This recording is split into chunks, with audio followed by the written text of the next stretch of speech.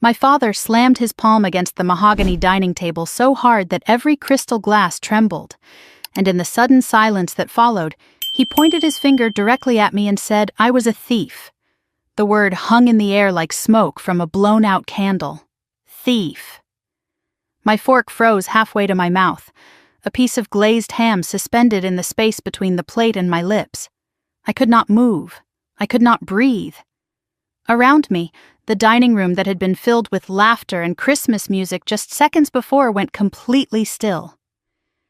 I looked at my father, Victor Callahan, 61 years old, patriarch of one of Savannah's oldest families, and I saw something in his eyes I had never seen directed at me before.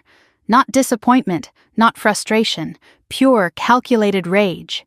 He accused me of stealing from my own family. He said I had secretly transferred my grandmother Eleanor's trust fund into my name. He said I had forged documents to take ownership of her historic mansion on Victory Drive. He said I had been siphoning money for years while pretending to struggle in a tiny apartment in Atlanta. I had spent the last 4 years surviving on instant noodles and borrowed hope, and now my own father was calling me a thief in front of everyone I had ever loved.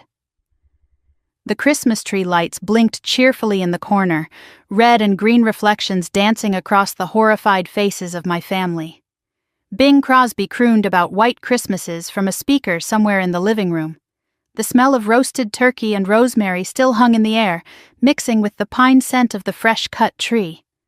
30 minutes earlier, I had stood on the front porch of this house, my childhood home, gathering courage to ring the doorbell. The Callahan mansion sat on a tree-lined street in the historic district, white columns framing a wraparound porch, Spanish moss draping from ancient oaks like gray lace. Every window glowed with warm light. From inside I could hear voices and laughter. 3 years. I had stayed away for 3 years, living in Atlanta, working temp jobs, telling myself I was building independence. The truth was simpler and sadder. I had felt unwelcome in my own family for as long as I could remember, and leaving had been easier than fighting for a place at a table where I was never quite wanted. But this year, my mother had sent a card. An actual card, handwritten, asking me to come home for Christmas. "Let us be a family again," she had written. I had stared at those words for a week before buying a bus ticket I could barely afford. My mother, Patricia, greeted me at the door with an air kiss that landed somewhere near my left ear. She looked me up and down and said, I looked tired. My sister Colleen arrived minutes later in a Mercedes designer bag on her arm, her husband Derek trailing behind with their daughter Sophie. Colleen smirked at my simple dress, the nicest thing I owned, and whispered something to our mother that made them both laugh. But Derek had hugged me warmly, which surprised me. And when no one else was listening, he leaned close and whispered 2 words that should have told me everything. Be careful. I did not understand then. I thought he meant careful about family drama, about old tensions, about the usual Callahan dysfunction. I had no idea he was warning me about an ambush. Sophie, my 7-year-old niece, had run to me with her arms open wide. Auntie Meredith, I missed you so much. That hug, that genuine, uncomplicated love from a child, had almost made me believe the evening might turn out all right. And there was Aunt Vivian, my grandmother Eleanor's younger sister, sitting quietly in a corner chair. She was the only one who had visited me in Atlanta, twice, bringing casseroles and conversation, and never once asking why I had left. When I walked in, she gave me a long look I could not quite read, something between sadness and warning. Dinner began peacefully enough. My father carved the turkey with ceremonial precision. My mother orchestrated the side dishes like a general commanding troops. Colleen dominated the conversation, talking about her real estate business, her new kitchen renovation, Sophie's private school achievements. No one asked about my life. No one seemed to notice I had barely spoken. Then my father asked about my little job in Atlanta.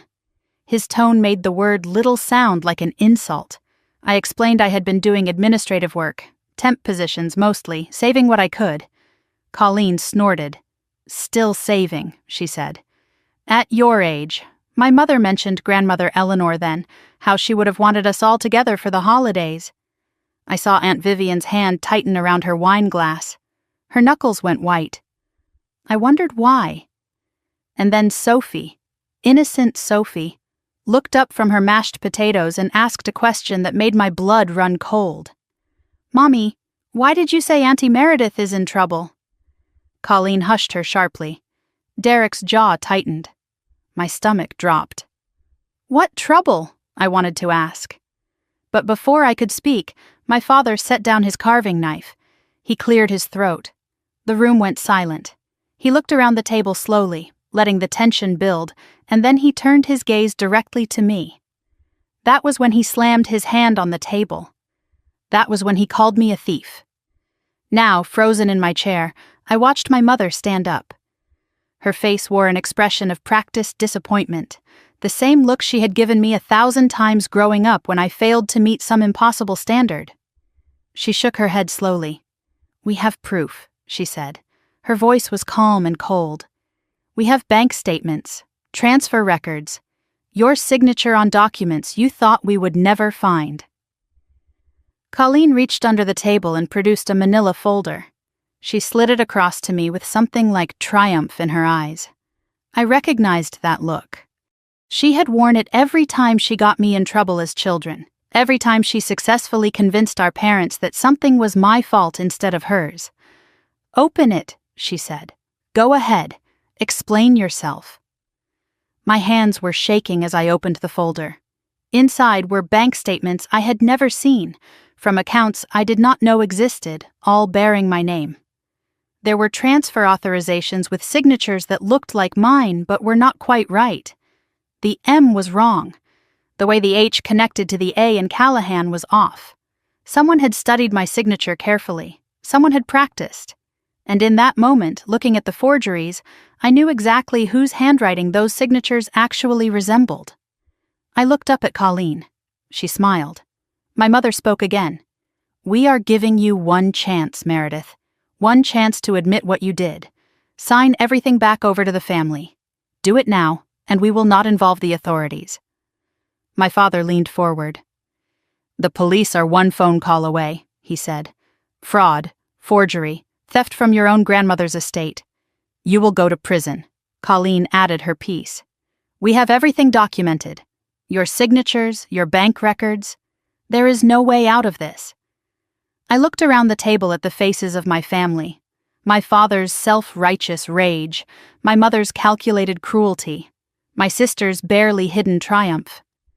Derek staring at his plate, unable to meet anyone's eyes. Sophie confused and frightened. And Aunt Vivian, pale as paper, gripping the table edge like it was the only thing keeping her upright. Something shifted inside me. I thought about the last 6 months. The investigation I had conducted in secret. The lawyer I had hired. The evidence I had gathered. The criminal complaint I had filed just 2 days ago. They thought I was defenseless. They thought I knew nothing. They had invited me here to humiliate me, to force a confession for crimes I did not commit, to cover their own theft with my silence. They had made a terrible mistake. I set my napkin on the table. I straightened my spine.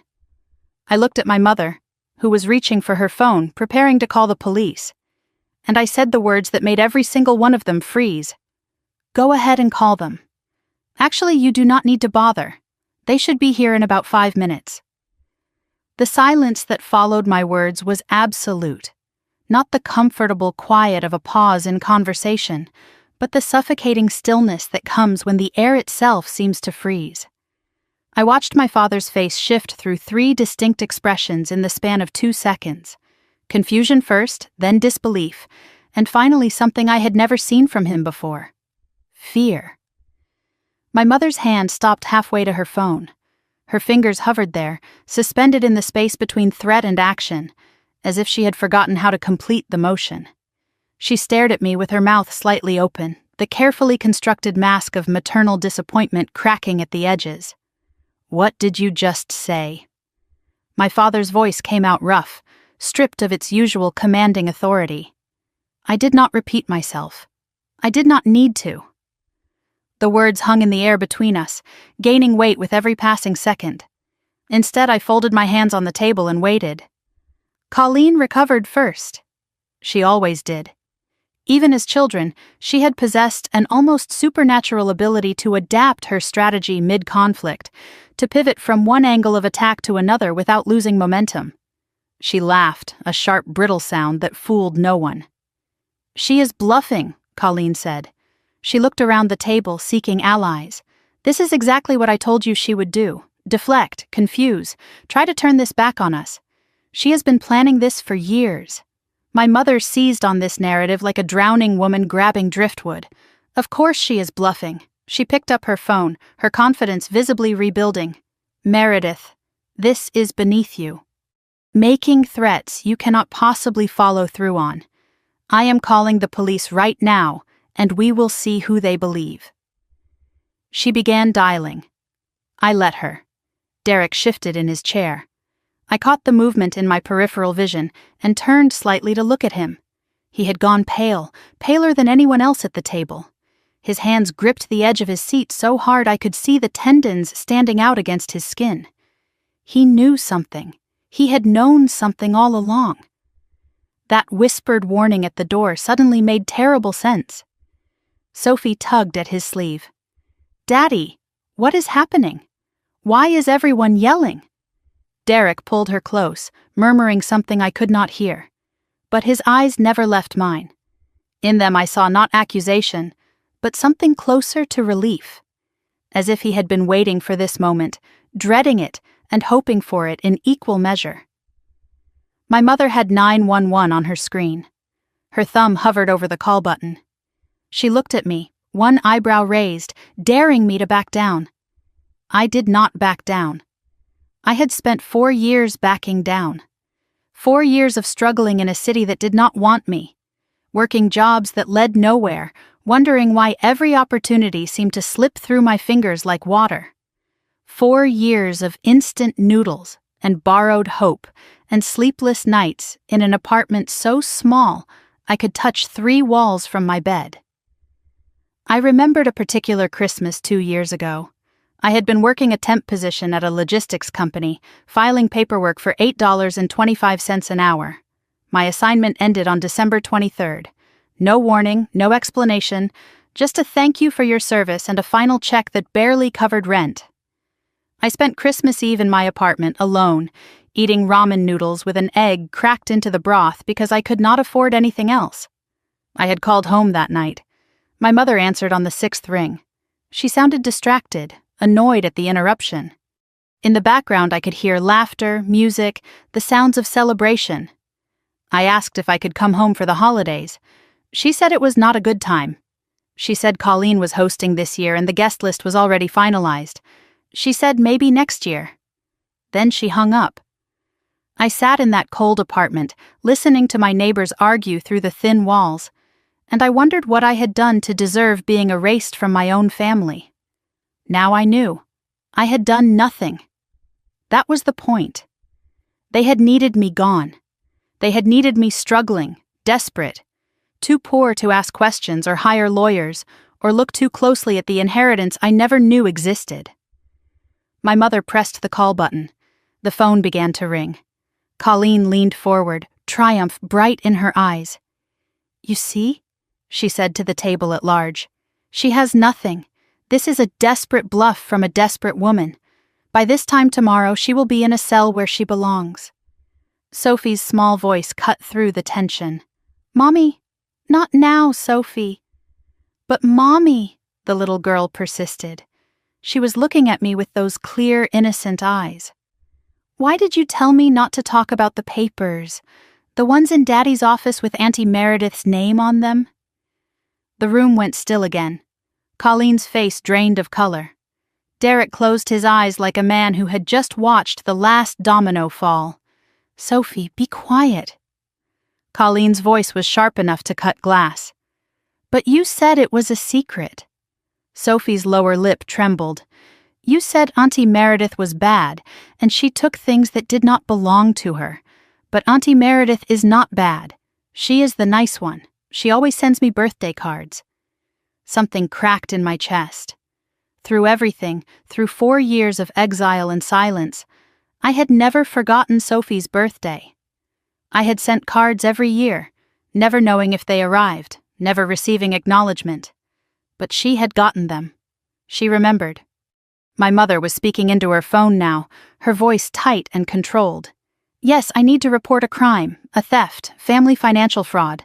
I need officers at this address immediately." Aunt Vivian suddenly stood up. Her chair scraped against the hardwood floor with a sound like a wounded animal.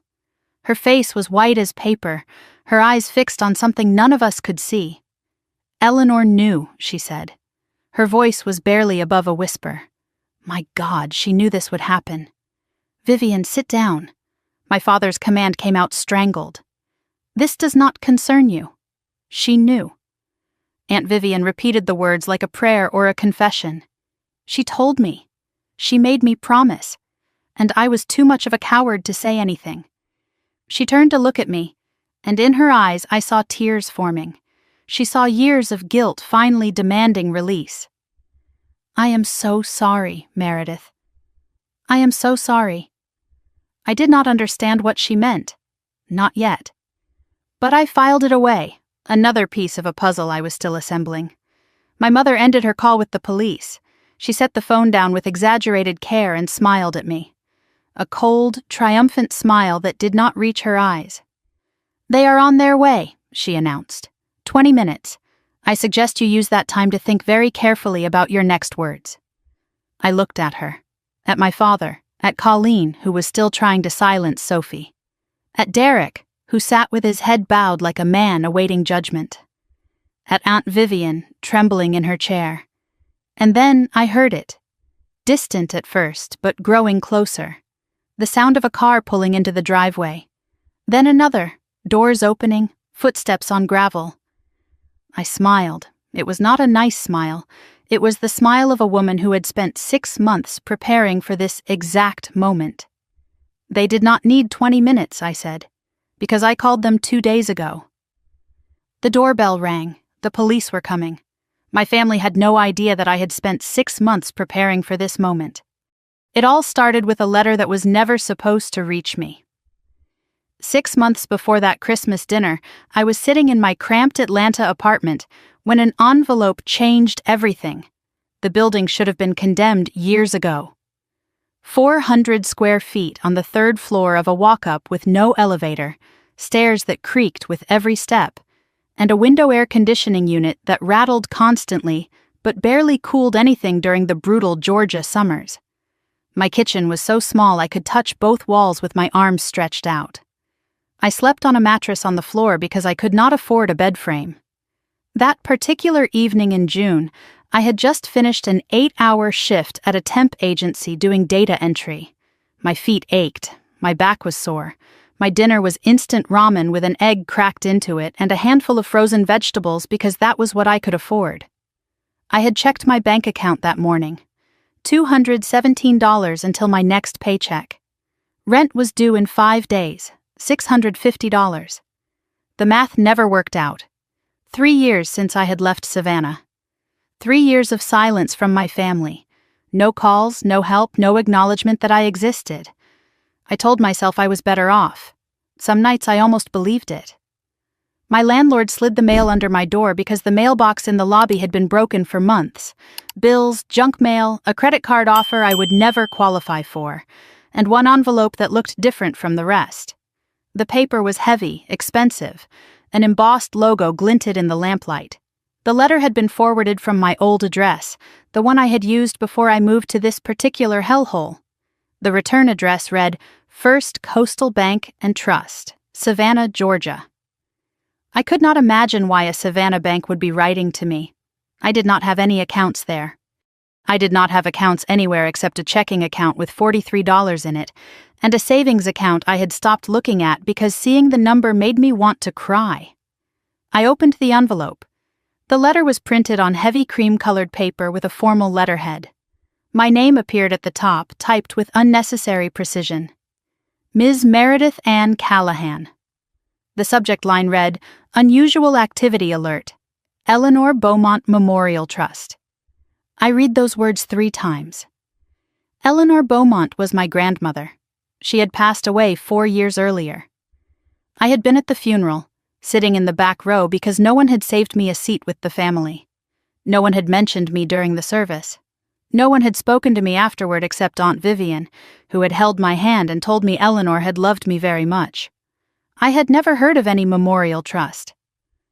The letter explained that the bank was writing to inform me of significant withdrawals from the trust account. As the named beneficiary and account holder, they required my verification of recent transactions totaling over $800,000. They requested I contact them immediately. I read the letter again. Then again, the words refused to make sense. Named beneficiary. Account holder, $800,000. There had to be a mistake. Another Meredith Callahan somewhere. A coincidence of names. But the letter had my correct middle name. My old address was accurate. The last 4 digits of my social security number, printed for verification purposes, matched mine exactly. My hands were shaking. My ramen grew cold, forgotten. Something was very wrong. I found the bank's phone number online and dialed before I could talk myself out of it. 20 minutes on hold, listening to tinny classical music, pressing buttons to navigate an automated system. Finally, a human voice. First Coastal Bank and Trust, this is Denise. How may I assist you? I explained I had received a letter about unusual activity on an account. I did not have an account number. Denise asked for my full name, date of birth, and social security number. I heard her typing. A long pause followed. Yes, Ms. Callahan, she said. I see your account here. The Eleanor Beaumont Memorial Trust, established March 15th, 4 years ago. You are listed as the sole beneficiary and primary account holder. Current balance is $143,212. I asked her to repeat the number. $143,212, she said. That is the current balance. My voice came out strangled. What was the original deposit? Another pause. She was checking records. $2,400,000. The room tilted. Over $2 million had been deposited 4 years ago. Now only $143,000 remained. Someone had withdrawn more than $2 million from an account I did not know existed. An account in my name. I asked who had authorized the withdrawals. Denise hesitated. According to our records, she said carefully. You did, Ms. Callahan. We have your signed authorization forms for each transaction. I told her I had never signed anything. I told her I had never been to her bank. I told her I had been living in Atlanta for 3 years and had never accessed this account. A long silence followed. Ms. Callahan, Denise said finally, I think you should come in person. There are documents you should see. And perhaps you should bring identification. Multiple forms. When can you come to Savannah?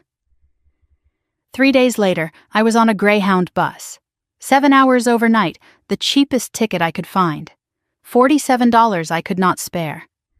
I arrived in Savannah at 6 in the morning, exhausted and terrified, and walked to the bank because I could not afford a cab. I waited outside on a bench until they opened at 9. The bank was a historic building downtown, marble floors and hushed atmosphere. Everyone wore suits. I was in my cleanest jeans and a blouse I had borrowed from a coworker. I felt out of place, like I did not belong there. Then I reminded myself that someone had stolen over $2 million using my name. I belonged there more than anyone. The account manager was a woman named Catherine, mid-40s, professional but visibly uncomfortable. She led me to a private office and spread documents across her desk. The trust establishment papers were dated 4 years ago, 1 month after my grandmother's death. My grandmother's signature was there, notarized, legitimate. I was named as sole beneficiary. This part was real. Grandmother Eleanor had left me this money. Then Catherine showed me the withdrawal authorizations. 12 separate forms over 4 years. Each one authorized transfers ranging from $100,000 to $300,000.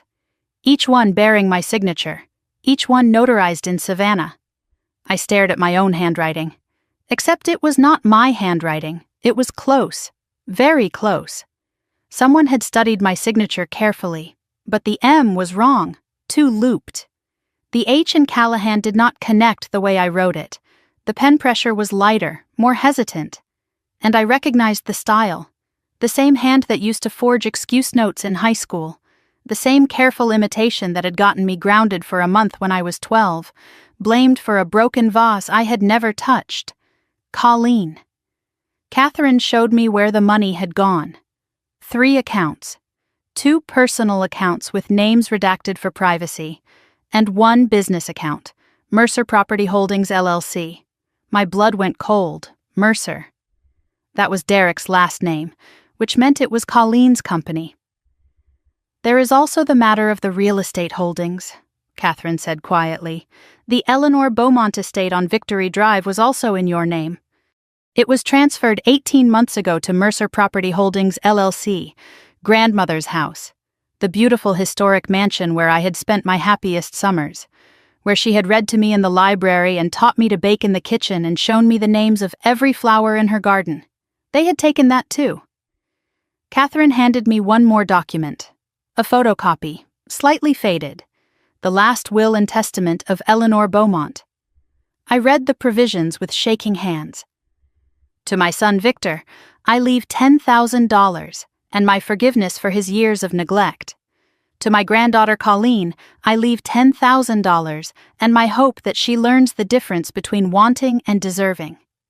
To my beloved granddaughter Meredith, who sat with me when no one else would, who read to me when my eyes failed, who loved me without condition, I leave the entirety of my remaining estate. The trust fund, the mansion, the jewelry, shares in the family company, everything. Grandmother had left me everything, and my family had stolen it all. I left the bank with evidence in my hands and vengeance in my heart. But rage without a plan is just noise. I needed someone who could turn my fury into justice. 2 weeks after my visit to First Coastal Bank, I found myself climbing a creaky staircase in a converted Victorian house near Forsyth Park. The building smelled like old books and furniture polish. A frosted glass door at the top bore gold letters spelling out James Whitmore, attorney at law. Finding him had not been easy. I spent those 2 weeks searching online for lawyers who specialized in inheritance fraud and document forgery. Most wanted retainers I could never afford. $5,000, $10,000. One firm quoted $15,000 just for an initial consultation. I almost gave up 3 times.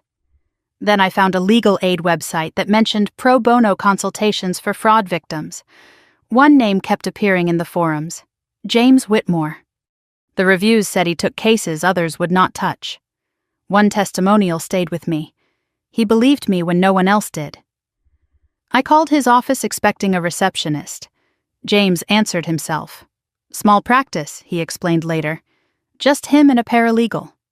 I summarized my situation in 3 sentences. Grandmother left me everything. Family forged my signature. Stole over $2 million.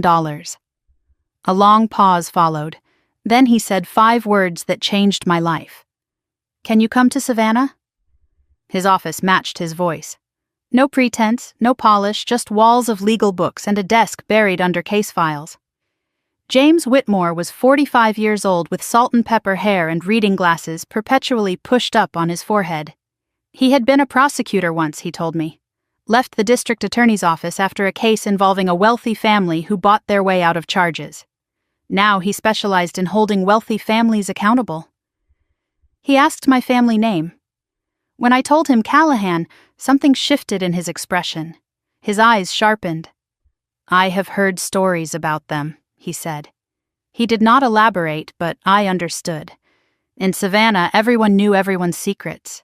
They just pretended not to. I spread my documents across his conference table. The trust establishment papers, the withdrawal authorizations, the transfer records, my grandmother's will, my own identification, signature samples, tax returns proving I had lived in Atlanta for 3 years, and a timeline I had written at 2 a.m, hands shaking, connecting every date and dollar I could find. James photographed everything, made notes in a leather-bound journal, asked questions I had not thought to ask. When did your grandmother pass away? 4 years ago, March. I was 25. Were you at the reading of the will? No, I was not invited. My father said there was nothing to read. He told me grandmother had very little to leave anyone. The first lie. The foundation for everything that followed. When did you last see your grandmother before she died? The week before. I visited her in the hospital alone. No one else was there. She was weak, but her mind was clear. She squeezed my hand and told me she had made sure I would be taken care of. I thought she meant emotionally. I thought she was talking about memories, about love. Now I understood what she really meant. James sent my signature samples to a forensic document examiner, a former FBI specialist with 23 years of experience. The results came back in 10 days. My genuine signatures versus the withdrawal authorizations showed clear differences. The examiner found a 97% match to a different hand. The forger had studied my signature carefully, but could not eliminate their own unconscious habits. Pen pressure patterns, letter spacing, the way certain loops connected. James asked if I had samples of my sister's handwriting. I remembered a box in my closet, full of things I could not bring myself to throw away. Birthday cards, notes from years ago, evidence of a sisterhood that had never really existed. I provided copies. The results confirmed what I already knew. 97% match to Colleen's handwriting patterns. My sister had forged every document. The same sister who used to forge our mother's signature on school permission slips. The same sister who had practiced deception her entire life. But James found more. While investigating the property transfer, he discovered something I had not known to look for. Grandmother Eleanor had owned 35% of Beaumont Properties, a real estate company she founded with her late husband decades ago. Those shares were part of her estate. According to corporate filings, the shares had been sold 2 years after her death. The buyer was Callahan Holdings LLC, my father's company. The sale price was $200,000. The actual market value was over $1.2 million. Authorization for the sale bore my forged signature, notarized in Savannah on a date when I was working a temp job in Atlanta, documented by time cards and security camera footage. They did not just steal your inheritance, James said quietly. They bought your grandmother's legacy for pennies on the dollar. Your father now controls the company she built, using documents forged in your name. I sat in his office and calculated the total. The trust fund, approximately $2.3 million withdrawn. The Victory Drive mansion, valued at over $1 million. The company shares, worth another $1.2 million. Over $4.5 million. My grandmother's entire life's work, stolen by the people who were supposed to love me. But James was not finished. There is something else, he said. Something that does not involve money. But you need to see it. His paralegal was a young woman named Nina, sharp and efficient, with a background in information technology. James had asked her to look into something. Anonymous reports sent to my potential employers over the years. I had applied to dozens of positions after college. Entry-level management, administrative roles, anything stable. I got interviews, sometimes second rounds, but never offers. Always rejected at the final stage. I assumed it was bad luck, wrong timing, the economy, my own inadequacy. Nina showed me the truth. 11 emails sent over 3 years. Anonymous accounts, but traceable through IP records. All originated from the same residential internet connection. My family's home in Savannah. The emails went to human resources departments at companies where I had applied. They claimed to be from former colleagues or concerned parties. They made allegations. Poor work ethic, unreliability, conflicts with coworkers. And one phrase that appeared in multiple messages, a phrase that made my vision blur with rage. She has a history of theft within her own family. I would not trust her with company resources. They accused me of being a thief, while they were stealing from me. They destroyed my career to keep me poor and desperate, so I would never have the resources to discover what they had done. Nina's analysis suggested 2 authors. Some emails were formal, corporate in tone, carefully phrased, Patricia's style. Others were more emotional, filled with personal attacks and specific details only a family member would know. Colleen's voice, my mother and sister, working together for years to ensure I would fail. James laid out my options. We could file immediately. Criminal complaint, civil lawsuit, emergency injunction, fast and aggressive. But they would hire expensive lawyers, delay proceedings, possibly destroy evidence. Or we could wait. Build the case quietly. Document everything with timestamps. Choose the moment of confrontation strategically. The element of surprise could be devastating. I thought about what I wanted. Not just the money, not just legal victory. I wanted them to feel what I had felt.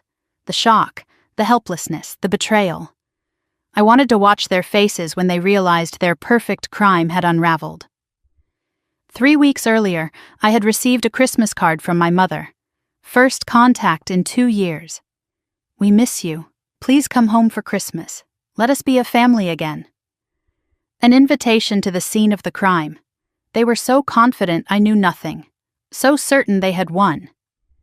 James asked when I wanted to act. I told him Christmas. When the whole family would be together. When there was nowhere to hide.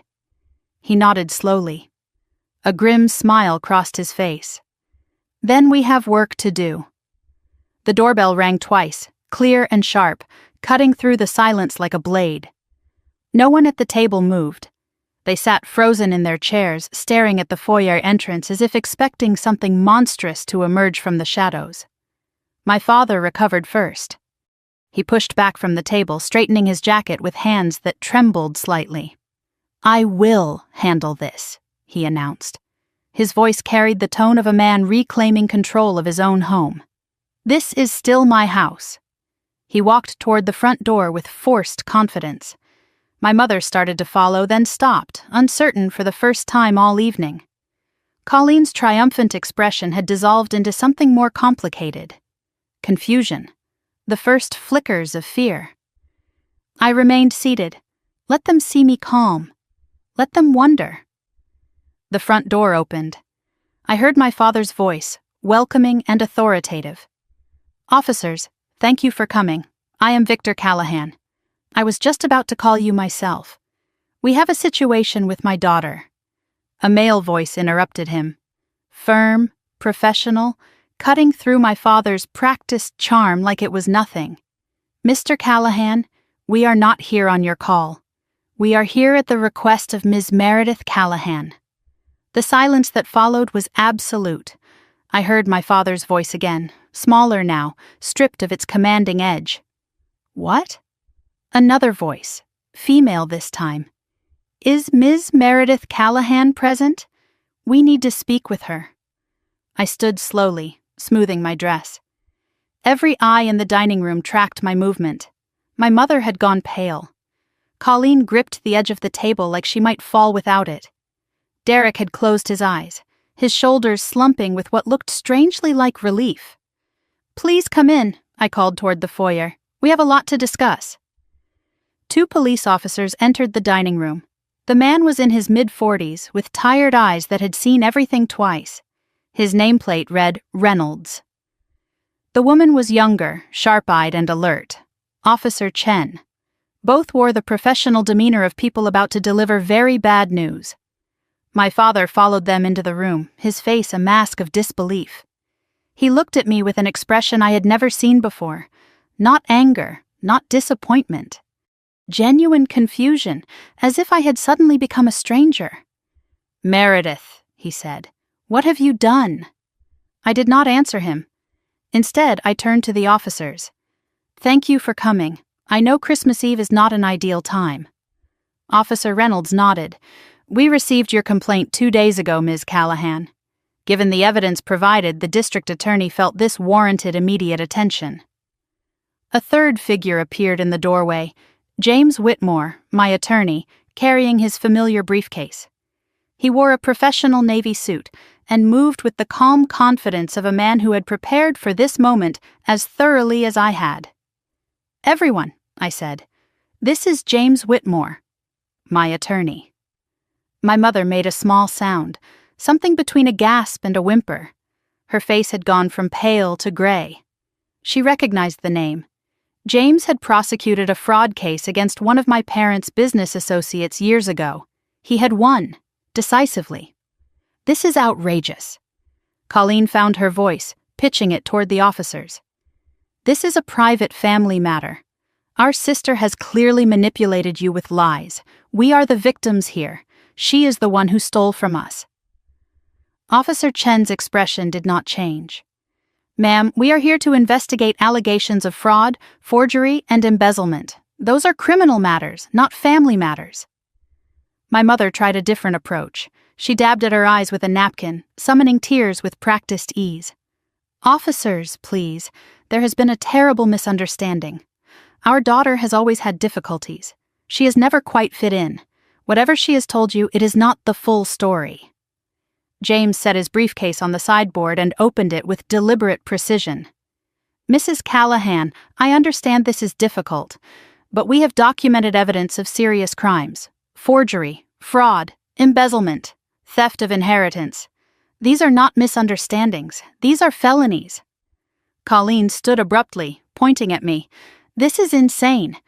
She is the one who stole from us. We have proof right here. She grabbed the manila folder she had shown me earlier, the one filled with documents bearing my forged signature. Show them. Show them what she did. Officer Reynolds took the folder calmly. He flipped through the pages, his expression unreadable. Then he looked up at Colleen. Ma'am, we have already seen these documents. They are part of why we are here. Colleen's confidence wavered. What? No. These prove that someone committed forgery, Officer Reynolds said. The question is who? He handed the folder to James. My attorney removed a large envelope from his briefcase and extracted several documents, enlarged to poster size. One of the officers had brought a portable easel, which they set up near the head of the table. James began his presentation with the calm precision of a surgeon beginning an operation. On the left side, he said, positioning the first enlargement, you will see verified samples of Meredith Callahan's signature, from her Atlanta bank account, her tax returns, employment documents, all notarized, all time-stamped, all authenticated. He positioned a second enlargement beside the first. On the right side, the signatures appearing on the trust fund withdrawal authorizations, the property transfer documents, the company share sales. Even from across the room, the differences were visible. The loop of the M, the connection between letters, the angle of the strokes.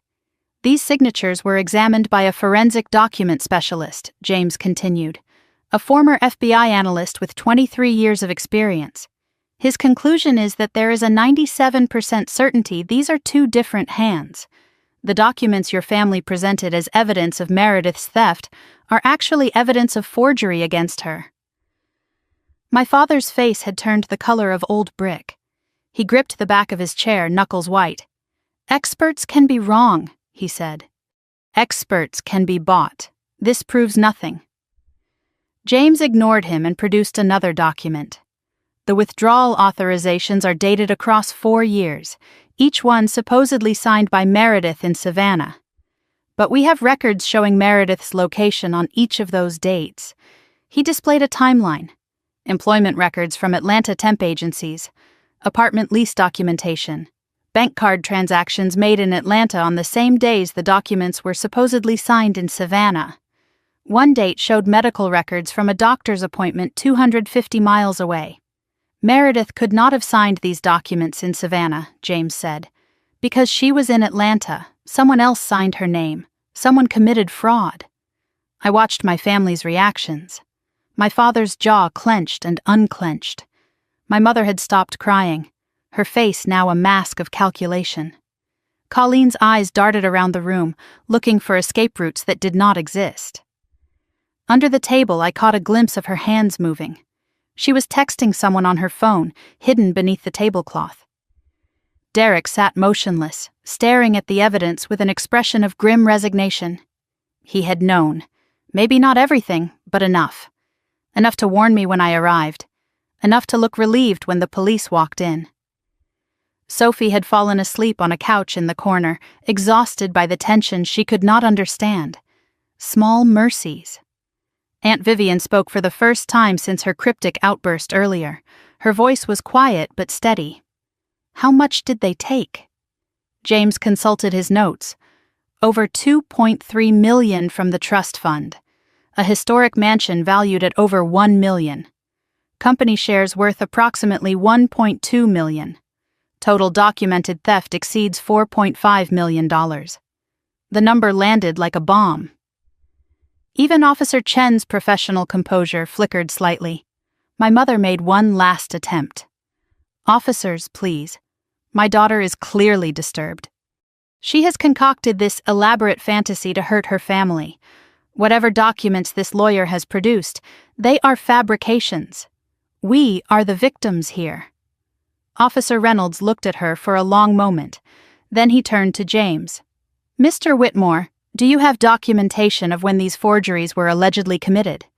James nodded and produced another folder.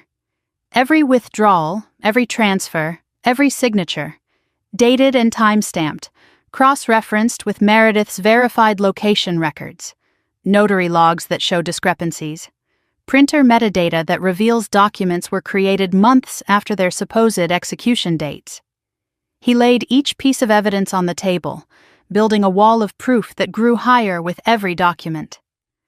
There is also the matter of the property transfer, James continued. The Eleanor Beaumont estate on Victory Drive was sold to Mercer Property Holdings LLC for $75,000. Market value exceeds $1 million. The authorization bears Meredith's forged signature. Colleen flinched at the company name. Her company. Her crime. My father tried one more time. This is circumstantial. None of this proves who, actually. James cut him off.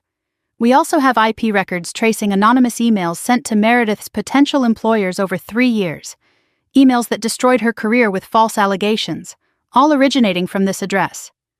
The room went silent. Then, from across the table, Derek stood up. His voice was quiet, but clear.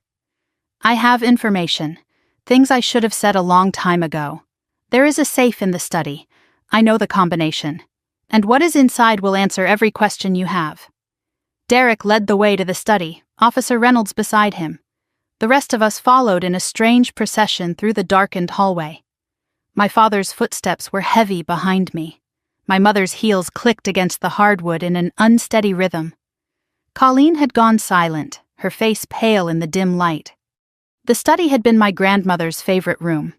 Dark wood paneling lined the walls. Floor-to-ceiling bookshelves held volumes she had collected over a lifetime. An oil painting of Eleanor Beaumont hung above the fireplace, her eyes seeming to watch everything below. The room smelled of old leather and secrets. I remembered sitting in the worn leather chair by the window, listening to my grandmother read aloud from whatever book had captured her interest that week. She had loved this room. She had lived in this room during her final years. Now it belonged to my father, filled with his trophies and his ego. A framed photograph sat on the antique desk. My father, my mother, and Colleen posed in front of this very house. I looked closer and felt something cold settle in my chest. The original photo had included me. I remembered the day it was taken. But in this version, I had been cropped out. Erased from the family portrait as thoroughly as they had tried to erase me from my grandmother's legacy. Derek moved to the bookshelf on the far wall. He shifted several volumes aside, revealing a panel that blended seamlessly with the wood. Behind it sat a safe with a digital keypad and a combination dial. Colleen thinks I do not pay attention, he said quietly. She talks on the phone when she thinks I am asleep. She leaves documents in her office at home and assumes I never look, but I have been watching, listening, waiting for someone to finally ask the right questions. His hands moved over the keypad with familiar precision. A series of beeps, then the heavy click of the lock disengaging. The safe door swung open. Inside were stacks of folders, a fireproof box, several flash drives, and bundles of cash bound with rubber bands. More than anyone expected. This was not just about my inheritance. This was everything. James Whitmore pulled on latex gloves before touching anything.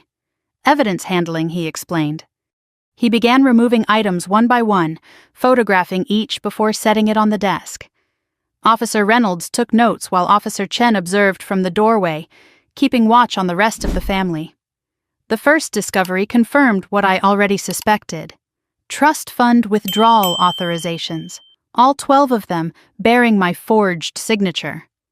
But there was something I had not known about, a second signature line on each form.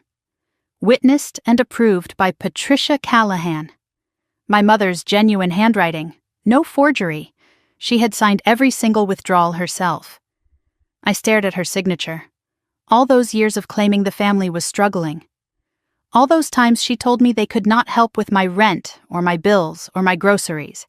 Meanwhile, she was approving the theft of millions of dollars that belonged to me. James moved to the property transfer documents. The Victory Drive mansion, sold to Mercer Property Holdings for $75,000. He read the figures aloud for the officers. A historic Savannah home valued at over $1 million. Sold to your sister's company for $75,000. That is not a sale. That is theft with paperwork. The company shares came next. Grandmother Eleanor's 35% stake in Beaumont Properties, the real estate company she had founded decades ago. Sold to Callahan Holdings, my father's company, for $200,000. Actual value at the time of sale exceeded $1.2 million. James pulled bank statements from another folder, wire transfer confirmations, and a handwritten ledger in Colleen's distinctive script, tracking every dollar that had been stolen and where it had gone. The numbers were staggering. My parents' joint account had received $800,000 over 4 years. The money funded a vacation home in Charleston I had never heard of, new cars, country club memberships, the lifestyle they claimed they could barely afford. Colleen and Derek's account received $1.1 million. Designer shopping, private school tuition for Sophie, business ventures that Colleen described to everyone as barely breaking even. Derek's voice cut through the recitation. I never saw that money. She told me the business was struggling. She said we were living on tight margins. A third account appeared in the records. Offshore, Cayman Islands. $400,000. Signatory listed as Victor Callahan. Purpose unknown. From the dining room, we could hear Colleen's voice rising. Officer Chen had stayed behind with her and my mother, and the walls of the old house did little to muffle the argument that had erupted. This was your idea. Colleen's words carried clearly. You came to me. You said no one would ever find out. My mother's response was just as loud. Do not you dare put this on me. You volunteered. You said you knew how to copy her signature.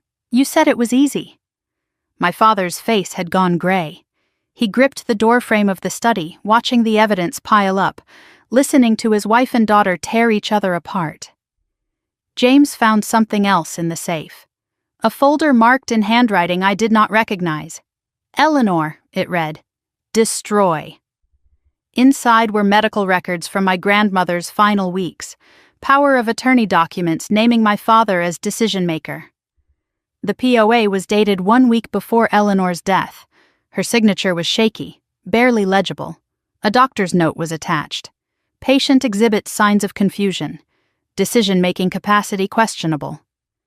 They got power of attorney when she was too weak to understand what she was signing, James said. His voice was flat, professional, but I could hear the disgust beneath it.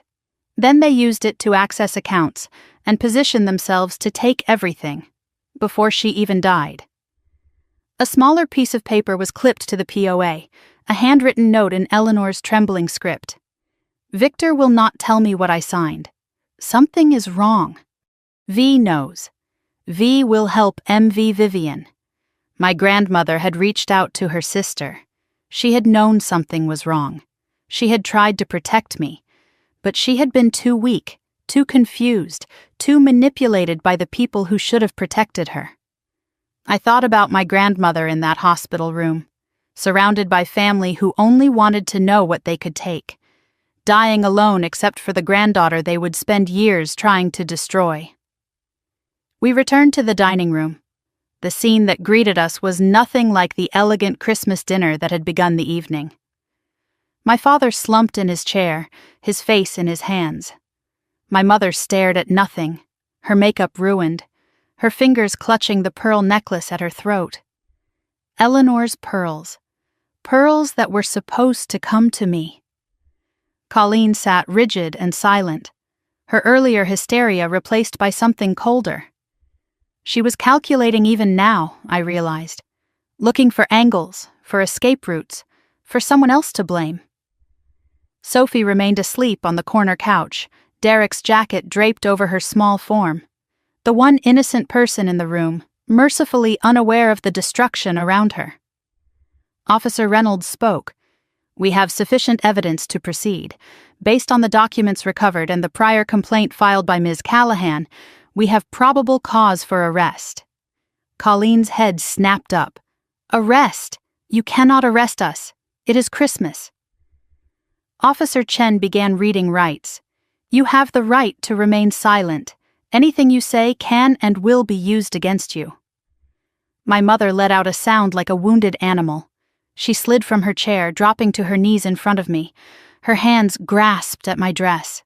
"Please, Meredith, please, I am your mother. We can work this out. We can explain everything. Do not do this to your family."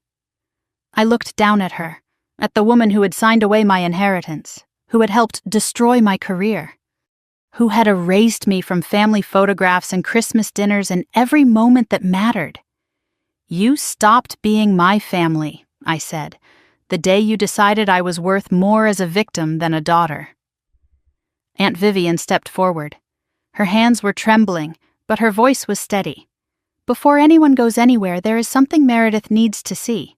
She reached into her purse and withdrew a yellowed envelope, its edges soft with age. "Eleanor gave this to me the week before she died," Vivian said. "She made me promise to keep it safe, to give it to Meredith when the truth finally came out."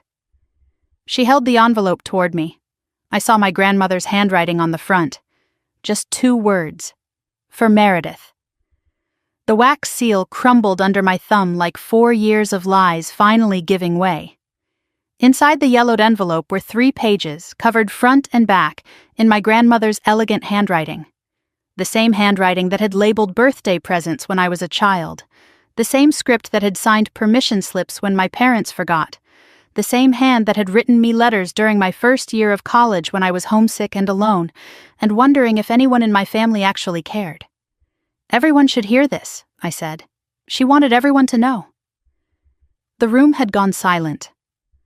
My father remained slumped in his chair. My mother knelt on the floor where she had fallen, tears streaking her ruined makeup. Colleen sat rigid, watching me with something between hatred and fear. Derek stood near the sleeping Sophie, protective and separate. Aunt Vivian pressed a handkerchief to her eyes. The police officers waited with professional patience. I began to read, "My dearest Meredith, if you are reading this, then what I feared has come to pass. I am writing this in the hospital 3 days before I expect to die. My body is failing, but my mind, despite what they want people to believe, is clear. I have made decisions that some in this family will not understand. They will try to undo them. This letter is my truth, preserved for the day you need it." I had to stop for a moment, hearing her voice through the words, the sharp clarity, the refusal to soften truth. This was the grandmother I remembered, fierce, honest, loving in ways that did not require performance. The letter continued with her assessment of my father. "Your father, my son, has been a disappointment to me for 30 years. He married for money and schemed for more. He sees people as tools and love as weakness. I tried to raise him better. I failed." My father did not look up. He sat motionless, absorbing the judgment of a dead woman he had spent years robbing. 3 days ago, he brought papers to my hospital bed. He said they were routine. I pretended to be confused, too tired to read. But I saw enough. He wanted power of attorney. He wanted control over everything I have spent my life building. He thought I was too weak to notice. Eleanor had known. Even in her final days, surrounded by vultures wearing family faces, she had seen through them. The second page addressed my mother. Your mother is more dangerous than your father. Victor acts from greed. Patricia acts from cruelty disguised as concern. She convinced your father that controlling you was protecting you. But I watched her. I saw how she treated you differently from Colleen. You were never the favorite. You were the scapegoat, the one they could blame when things went wrong, the one they could sacrifice when it suited them. My mother made a sound, something between a sob and a protest.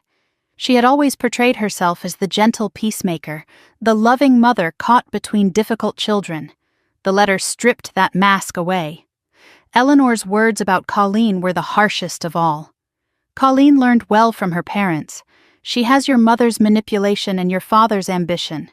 When she was 16, I caught her forging your signature on a birthday card. A small thing, but telling. She laughed when I confronted her, said it was just a joke. It was never a joke, Meredith. It was practice.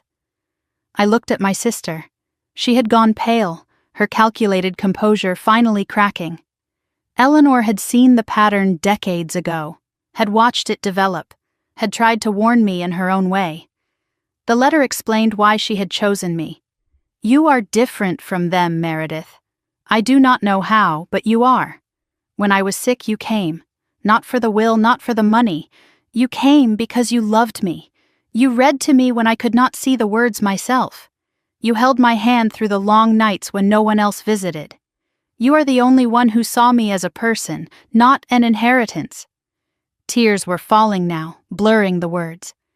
I remembered those visits.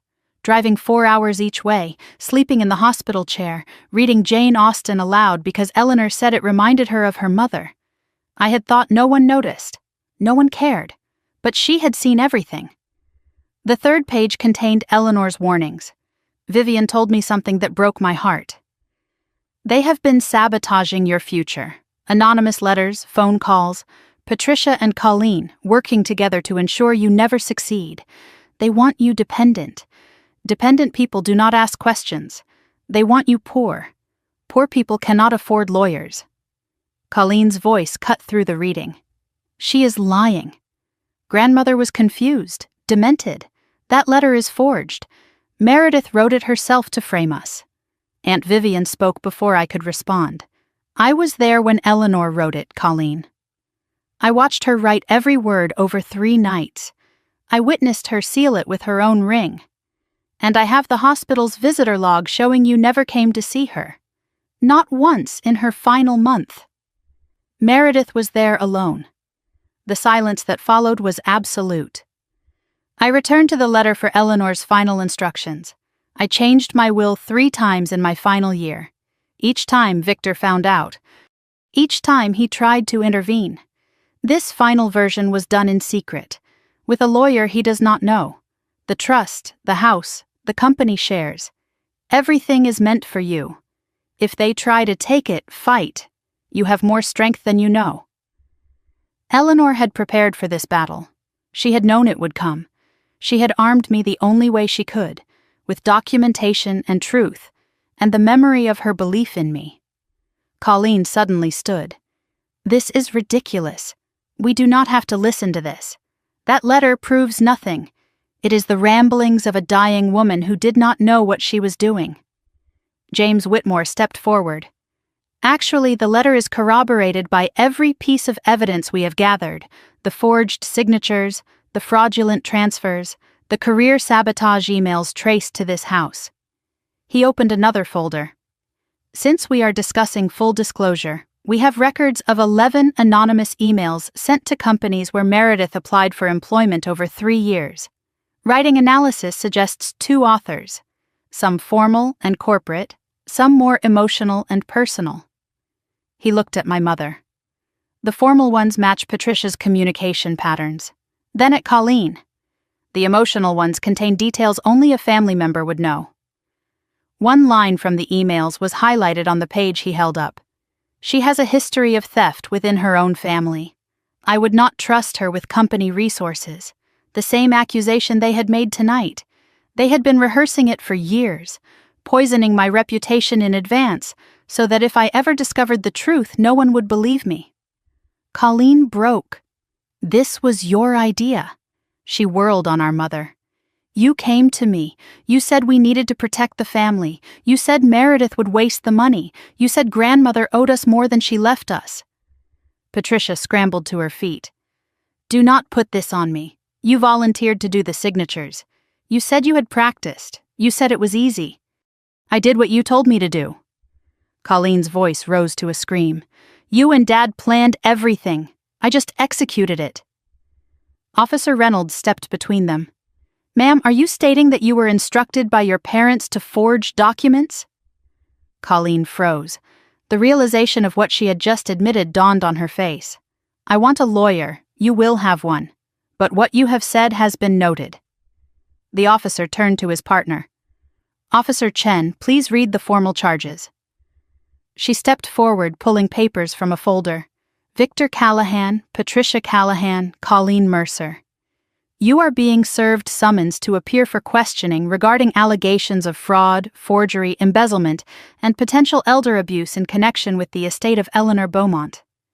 Colleen began to sob. You cannot do this. It is Christmas. My daughter is here. Sophie stirred on the couch, disturbed by the noise. Derek quickly lifted her, carrying her toward the kitchen, away from the chaos. My mother made one last desperate grasp at my hands. Please, Meredith. I am your mother. Whatever I did because I love you. I wanted to protect you from making mistakes with all that money. Please, do not destroy this family. I looked at her.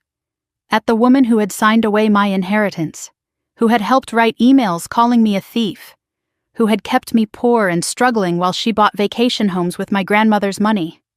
You destroyed it yourself, I said, years ago. I am just showing everyone the wreckage. The officers began leading them toward the door. My father went quietly, his fight completely drained. My mother wept and pleaded with every step. Colleen alternated between screaming and sobbing, her carefully constructed life collapsing around her. Aunt Vivian put her arm around me as we watched them go. Eleanor would be proud of you, she whispered. I looked down at the letter still clutched in my hands, at my grandmother's final words of love and warning. I know, I said. I just wish she could have seen it. The taillights of the police cars disappeared down the oak-lined driveway, and for the first time in 4 years, I could breathe. But the night was far from over. There were statements to give, decisions to make, and one small girl who needed someone to think about her future. James Whitmore drove me to the police station. Aunt Vivian followed in her own car. Derek came separately with Sophie asleep in the back seat, her small body curled beneath a blanket, mercifully unaware of the destruction that had consumed her family. Savannah at midnight on Christmas Eve was beautiful in the way only southern cities can be. Christmas lights adorned every historic home. Spanish moss hung silver in the streetlights. Families were inside, gathered around trees and tables, and the warmth of people who loved each other. The contrast to where I was heading felt almost cruel. The police station greeted us with fluorescent lights harsh enough to make me squint. The smell of stale coffee and industrial cleaner hung in the air. Someone had taped paper snowflakes to a bulletin board near the entrance, a small gesture of holiday spirit that seemed out of place against the gray walls and institutional furniture. A detective named Morrison met us in the lobby. He was in his 50s, with kind eyes and a firm handshake that told me he had seen everything twice and believed in very little. He led me to an interview room where I spent the next 2 hours walking through every detail of my case. The letter from the bank, the investigation with James, the evidence gathering, the timeline I had constructed over 6 months of sleepless nights. Detective Morrison recorded everything. He asked questions I had already answered for James, but I understood the need for official documentation. When we finished, he sat back in his chair and studied me with something like respect. I have seen a lot of family fraud cases, he said. This one is particularly thorough. Your preparation saved us months of investigation. How long have you been planning this? 6 months, I told him. Since the day I found out they had stolen everything my grandmother left me. He nodded slowly. And you waited until Christmas to confront them. I wanted them all in one place. I wanted them to have nowhere to hide. His expression said he understood more than I had spoken. When I emerged from the interview room, I found Derek waiting in the hallway. Sophie was asleep in a break room nearby, watched over by a female officer who had found a blanket and a pillow for the small couch. Derek looked exhausted, his face drawn with the weight of everything that had happened. "Meredith," he said, "I need to ask you something. It is about Sophie." I knew what was coming before he said it. Colleen's parents are arrested. My parents are gone. Her only other family is Aunt Vivian. And you. He took a breath. If something happens with my interview, if they decide to hold me for any reason, would you stay with her? Just until I am cleared. She trusts you. She loves you. And I cannot let her go to strangers on Christmas. I looked toward the break room where Sophie slept. Colleen's daughter, the child of the woman who had forged my signature, destroyed my career, stolen my inheritance. But Sophie was 7 years old. Sophie had run to hug me the moment I walked through the door. Sophie had remembered every birthday card I sent, even when no one else acknowledged my existence. "I will take care of her," I said. "Whatever she needs." Derek's shoulders dropped with relief. "Thank you. I know I have no right to ask. You have every right. You are her father. And you tried to warn me." His eyes filled with tears. "She talks about you," he said quietly. "She calls you the nice one. She always knew." The pleas began shortly after. First came a message from my mother. A detective informed me that Patricia was requesting to speak with me. She claimed she had information that could help everyone. James advised against it. "Anything she says is designed to manipulate," he warned. "She is looking for leverage." I told the detective no. I had nothing to say to her. Then my father's lawyer arrived. Richard Pemberton III, the Callahan family attorney for decades, wearing an expensive suit even at midnight. He requested a conversation with me about resolving this matter privately. "Your father wants you to know he is willing to make things right," Pemberton said. "Full restitution, every penny returned. A public apology if you want one. In exchange, the family asks that you decline to press charges. Let this be handled within the family as it should be." He paused, adjusting his cufflinks. "He is also prepared to discuss a significant additional settlement. For your trouble." James stepped in before I could respond.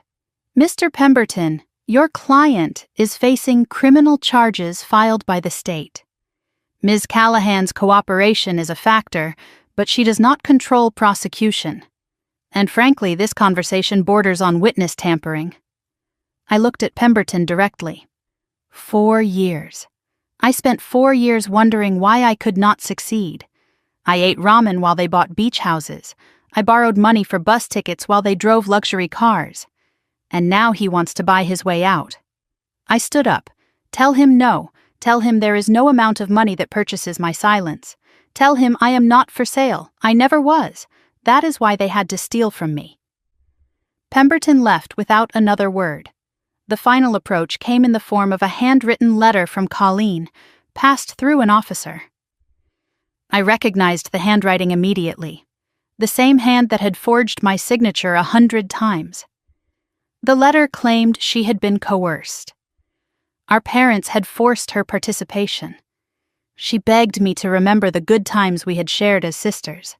She promised to make everything up to me if I would help her avoid prison.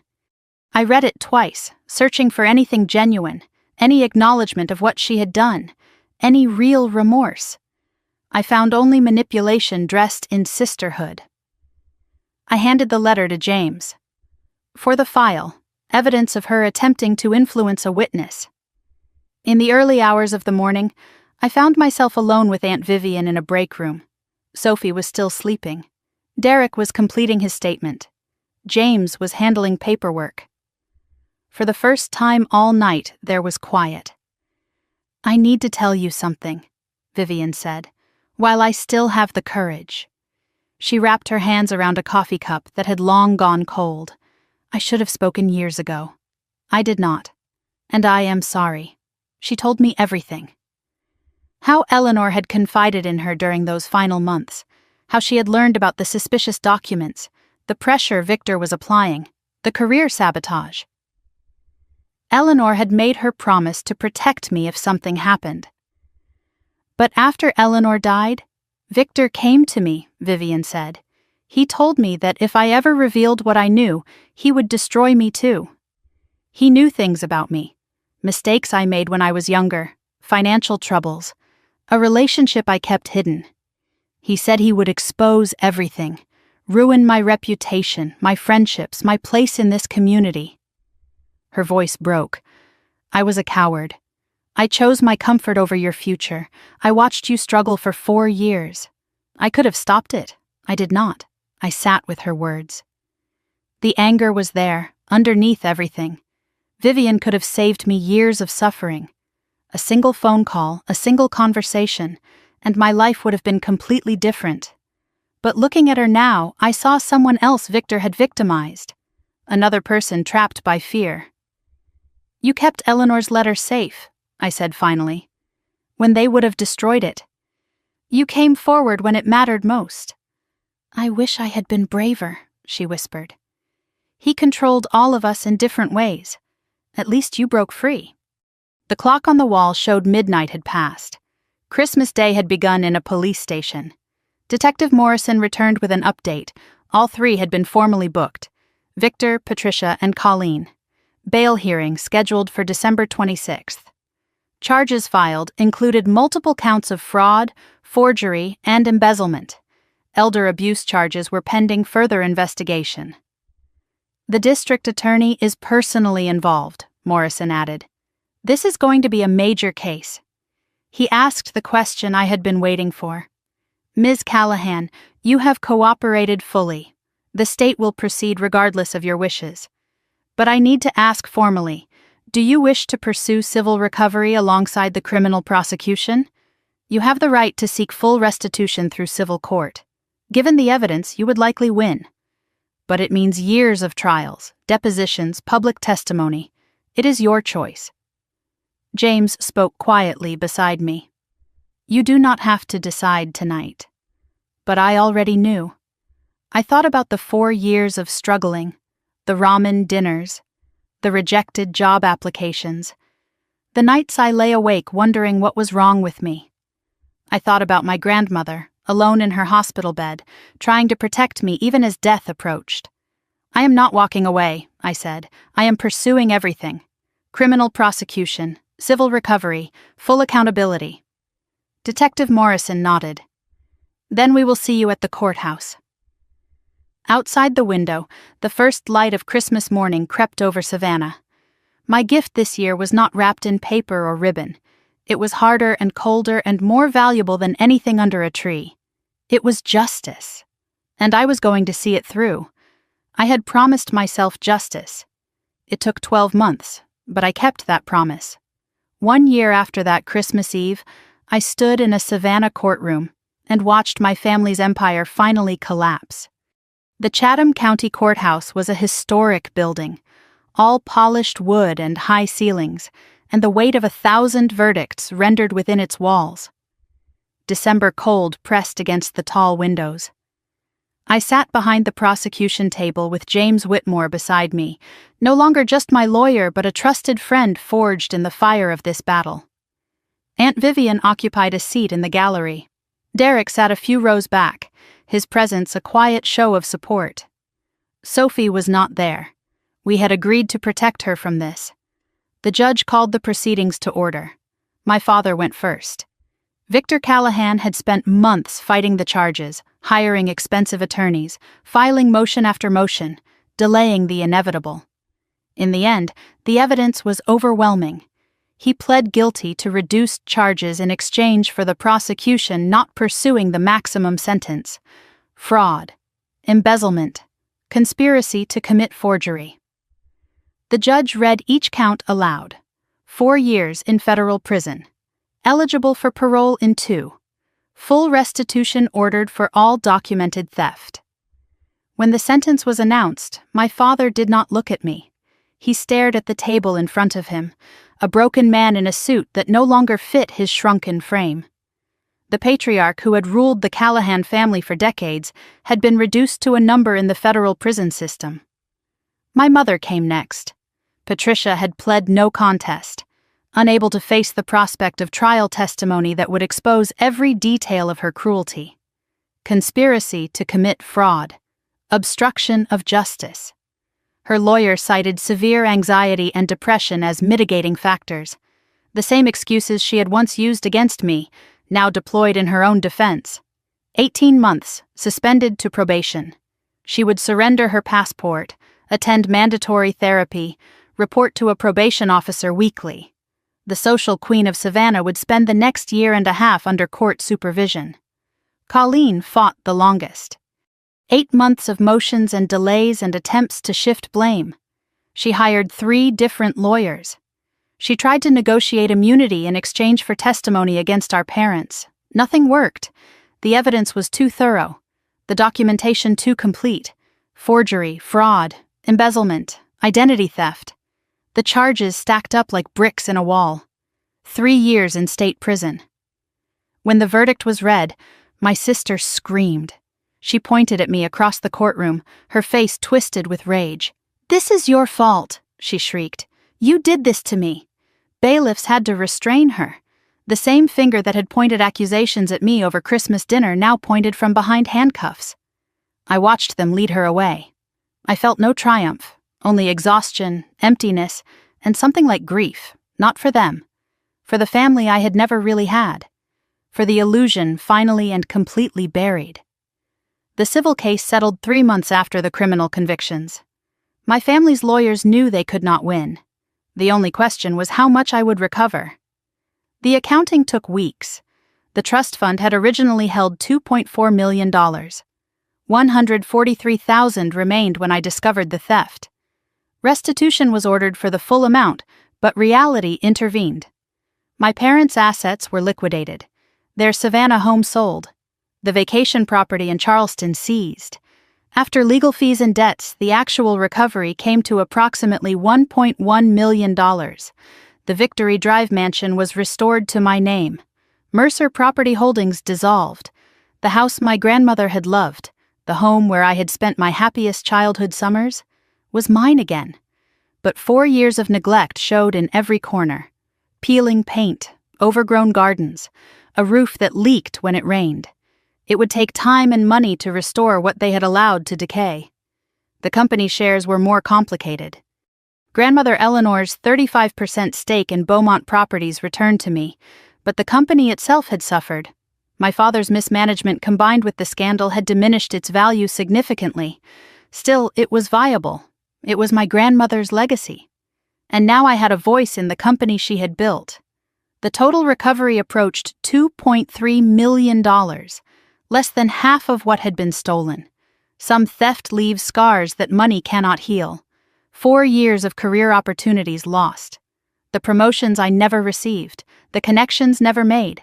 My 20s spent struggling instead of building. No settlement could return those years. But it was enough. Enough to start over. Enough to build something new. The collapse of my family happened in stages, like a building slowly crumbling.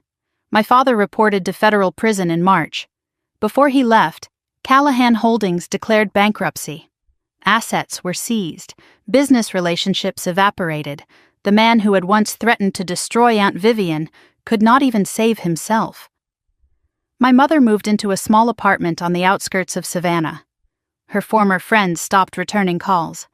The country club quietly revoked her membership. I heard from Vivian that she told neighbors she was recovering from an illness, still unable to admit the truth, even to strangers. Colleen entered the state women's prison in April. Derek filed for divorce the week after her conviction. He received full custody of Sophie, with Colleen granted only supervised visitation. Her carefully curated social media presence went silent.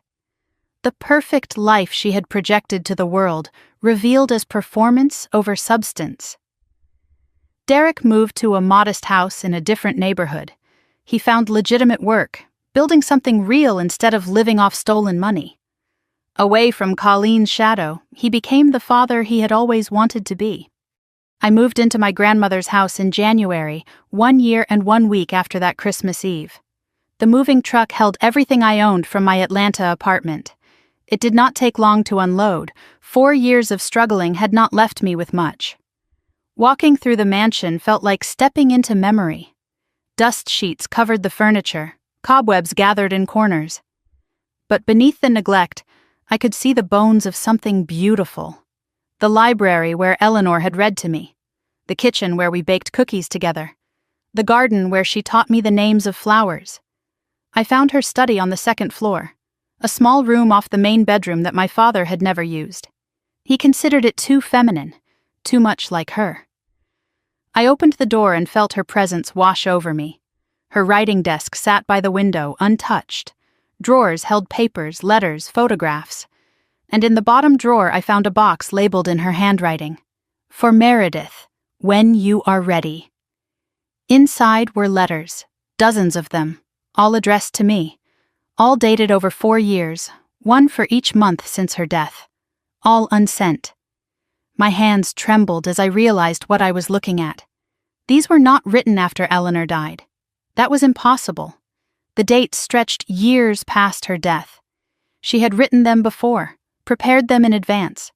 One letter for every month of the years she knew she would not see, a grandmother's love reaching across death to guide me through the darkness she knew was coming. I opened the first one, dated for what would have been my 26th birthday, 1 year after she died. My dearest girl, she wrote, if you are reading this, I hope you are celebrating. I hope someone is making you cake. I hope you are surrounded by people who love you for who you are, not what you can give them. I could not continue. The tears came too fast, blurring her words until I could barely see. She had known. She had always known. And she had found a way to stay with me, even from beyond the grave. I sat in her study, surrounded by her letters, and I let myself grieve. Not for the family I had lost, for the grandmother who had loved me enough to prepare 4 years of guidance for a future she would never see. When Derek brought Sophie to visit a week later, I was ready to rebuild, ready to become the family Sophie deserved, ready to honor every word Eleanor had written. Eleanor's letters became my compass, each one a guide for a month she knew she would not see, filled with advice I desperately needed. 6 months after moving into the mansion, I finally understood what she wanted me to do with my second chance. The house transformation began in February. Contractors arrived to repair the roof first, then the plumbing, then the electrical systems that had been neglected for years. I involved myself in every decision: paint colors, floor refinishing, garden restoration. This was not just repair work, it was honoring what Eleanor had built. I learned the history as I worked. The mansion was constructed in 1892, one of the oldest surviving homes on Victory Drive. Eleanor purchased it in 1972, when women rarely owned property of this scale. She had restored it once before, in 1975, after her husband died and everyone expected her to sell. Instead, she poured her grief into rebuilding. Now I was the 3rd generation of women to bring these walls back to life. One of Eleanor's letters, dated for what would have been 18 months after her death, contained words that changed my direction. This house has survived wars and storms and neglect, she wrote, so will you. But survival is not enough. You must learn to thrive, find work that matters, build something that outlasts you. I looked around Savannah and saw what she meant. Historic homes everywhere falling into disrepair. Investors buying them, gutting their character, erasing their history to maximize profit. What if someone preserved them instead? What if someone did what Eleanor had done, what I was doing now? Restored rather than demolished, honored rather than exploited. The idea took root and grew. In March, I filed the paperwork for Beaumont Restoration LLC. Named for Eleanor's maiden name, the company she never got to create herself. The office was a converted carriage house behind the mansion, small but functional. Staff consisted of me and one part-time assistant named Grace, a retired schoolteacher who wanted something to keep her busy. The mission was simple: acquire neglected historic properties, restore them to their original character using period-appropriate materials and techniques, sell to buyers who valued preservation, or rent to families who needed beautiful homes at reasonable prices. Early months were brutal. Restoration costs more than renovation. Authentic materials are expensive. Skilled craftsmen who understand historic techniques are rare and in demand. Cash flow stretched thin despite the settlement money. The Callahan name did not help. The scandal had been covered by local news for months. Some sellers refused to work with me the moment they heard my name. More than once I watched interest cool when someone made the connection. "Are you not the one whose family was arrested?" I learned to lead with Eleanor's name instead. "I am Eleanor Beaumont's granddaughter, opened doors that Meredith Callahan closed." Her legacy still carried weight in this city. Her reputation for integrity and quality remained untarnished. I borrowed from her memory until I could build my own. The first project was a Victorian cottage on Jones Street. Abandoned for 7 years, scheduled for demolition in 60 days. I bought it at auction for $60,000. Everyone said I was crazy. The roof sagged, the floors were rotted through. Vines had grown through broken windows and taken over entire rooms. 4 months of careful work transformed it. We revealed original hardwood floors hidden under decades of carpet, restored 3 fireplaces that had been covered over, replanted the garden with period-appropriate flowers, installed lighting fixtures salvaged from other historic properties. We listed it at $220,000. It sold in 2 weeks. The buyers were a young couple expecting their first child. They walked through the finished house with tears in their eyes. "It feels like it has been loved," the wife said. I understood exactly what she meant. James Whitmore visited the finished cottage before the closing. His visits had become frequent over those months. Professional consultations that gradually extended into dinners, then walks through the historic district, then conversations that had nothing to do with legal matters. "You know," he said, looking around the restored rooms, "most people in your position would just invest the money, live off the interest. Take it easy. That is not who I am," I told him. "No." He smiled. "It is not. Eleanor would be proud." Something shifted between us that afternoon. I was not ready to name it yet, but I noticed his smile more than I had before. The online community found me by accident. I had joined a forum for people betrayed by family, a place where survivors of financial abuse and inheritance theft shared their stories. I posted anonymously at first, calling myself Savannah Survivor. Just the basics. Grandmother left me everything. Family forged my signature, stole millions. I fought back and won. The response overwhelmed me, hundreds of comments within days. "This happened to me too. I thought I was alone. How did you prove it? Please help me." Private messages flooded my inbox. People asking for advice. How did I find a lawyer? What evidence did I gather? How did I survive the family pressure without breaking? I answered every single one. Margaret was 62 years old, a widow living in Florida. Her only son had obtained power of attorney when she fell ill, then used it to transfer her retirement accounts to himself. He sold her car, took her credit cards, left her living on Social Security, barely able to afford food. "I do not know what to do," she wrote. "He is my son." Over the following weeks, I walked her through the process, connected her with legal aid organizations in Florida, helped her understand what documents to gather, stayed up late on video calls, reviewing evidence, offering encouragement when the fight seemed impossible. 6 months later, she sent a message that made me cry. "I got my money back. He is in jail. I could not have done it without you." My daughter asked how I found the strength. I told her a stranger on the internet believed me when no one else did. That was when I understood. My pain had purpose. My experience could help others navigate the same darkness. I was not just rebuilding my own life. I was lighting the way for people still lost. Sophie visited every other weekend that summer. Derek would bring her Saturday morning, sometimes staying for dinner, sometimes just dropping her off with a grateful smile and a promise to return Sunday evening. The mansion became her second home. We gardened together. I taught her the names of Eleanor's flowers the way my grandmother had taught me: roses, camellias, jasmine. She claimed a corner of the garden as her own, planting seeds with her small hands, watering them faithfully every visit. We baked in Eleanor's kitchen, the same recipes my grandmother had shared with me: chocolate chip cookies, peach cobbler, lemon pound cake, flour on our noses and laughter-filling rooms that had been silent too long. We read in the library. The same books Eleanor had read to me when I was Sophie's age: Charlotte's Web, Little Women, The Secret Garden. Sophie would curl against my side the same way I had curled against Eleanor, the cycle continuing despite everything that had tried to break it.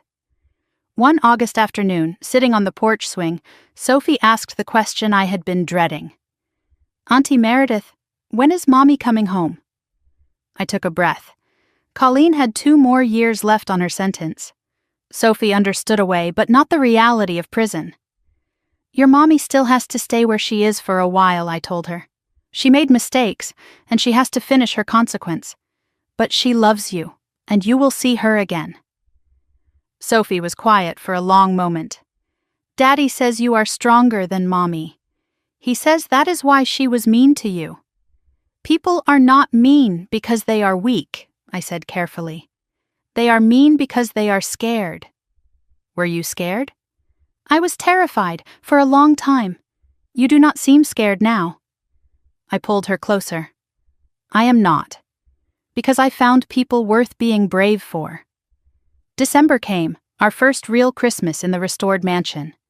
The guest list included Aunt Vivian with her famous pecan pie, Derek and Sophie carrying a wrapped gift she had made herself, James arriving early to help set up, Grace from the office, the Hendersons from next door, an elderly couple who had known Eleanor for 40 years. The dinner was not perfect. I overcooked the turkey slightly. The mashed potatoes were lumpy, but no one cared. Sophie insisted on making the toast.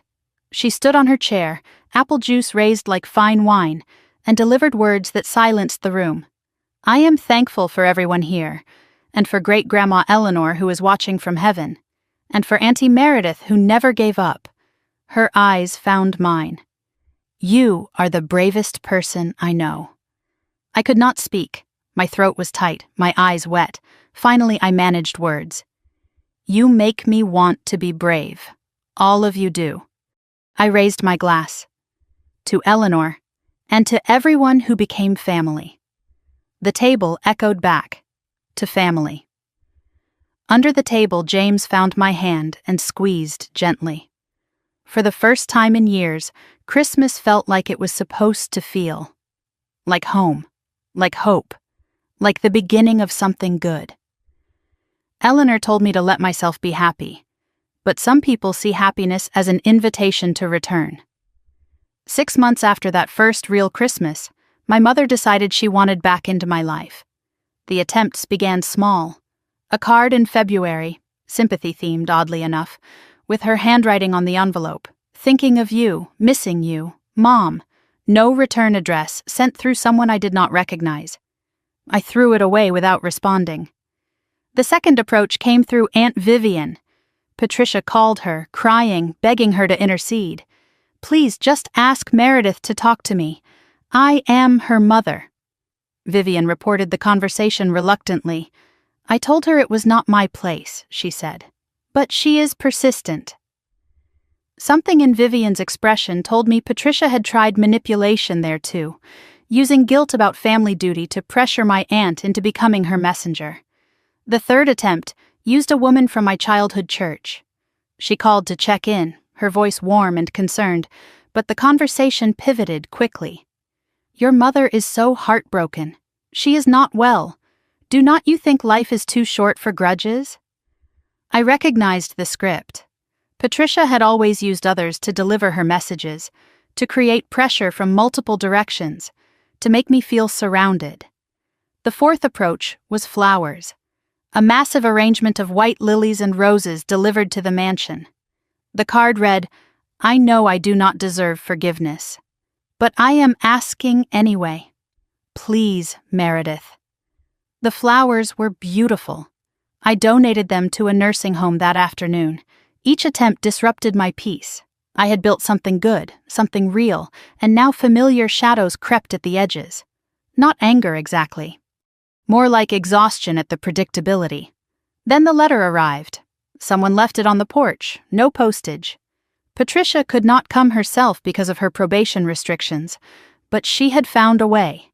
8 pages in her careful handwriting, the kind of letter designed to overwhelm with volume. I read it at Eleanor's desk with coffee growing cold beside me. The opening positioned her as the brave one taking a risk. "My dearest Meredith, I do not know if you will read this. I would not blame you if you did not. But I have to try. You are my daughter." That has to mean something. The apology section used careful language. "I know we hurt you. I know we made terrible choices." Notice the we. Spreading blame. Minimizing her personal role. "We thought we were protecting you.